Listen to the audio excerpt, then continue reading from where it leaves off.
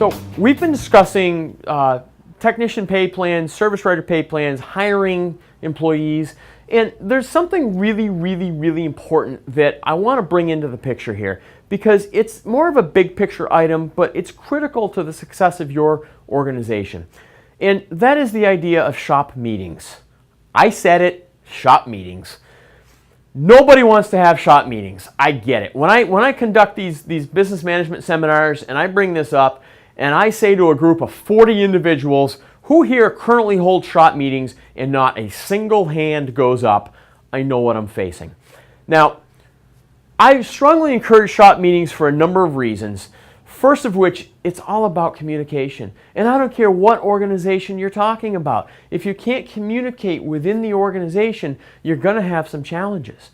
Now, specific to the automotive repair business, technicians and service writers are two completely different types of individuals, and they often clash. And I see it every day in my classes because I teach technicians, for 4 hours, and I teach service writers for 4 hours, and I get to hear what's said. I've been on both sides of this desk. I've been a technician, I've been a service writer. I get it. Well, you've got, as a shop owner or shop manager, you've got to deal with this. So what do? How do you handle it? And I suggest shop meetings as one tool to increase communication. Now, if you're going to do this, there are rules to having a shop meeting. Because if you don't follow the rules, the wheels fall off and nobody wants to have one, and then it doesn't do anybody any good.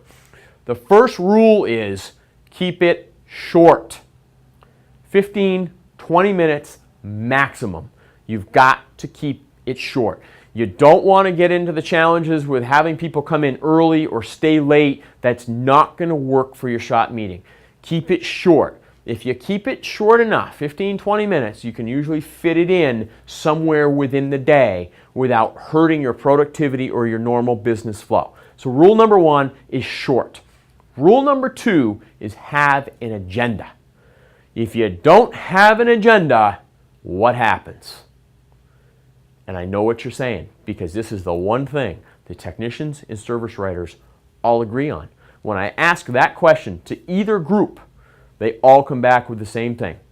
Because if you don't have an agenda, it turns into a, I'll say, complaint session, right? So have an agenda.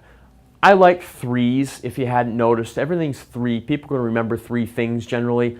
Have 3 things on the agenda. Talk about whatever incentives you have going on.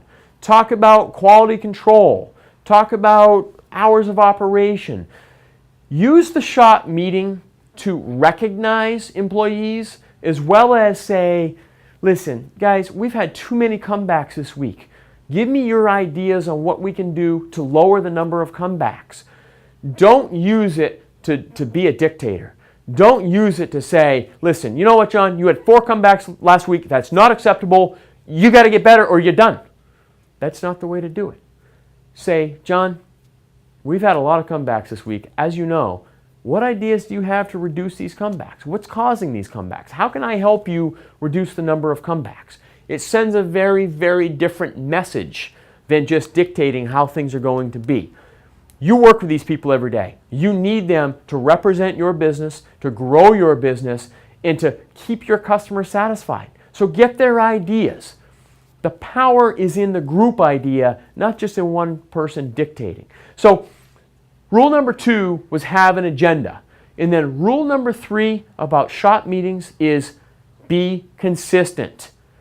I don't care whether you have them once a week, once a month, once a quarter, but please be consistent with them, because consistency, just like consistency sends the message to your customer that they know what they're going to get anytime they walk through the door, consistency in shop meetings sets the tone and sends the message that you're serious about this, that this is a tool that you're going to use, and that it's something important to your organization.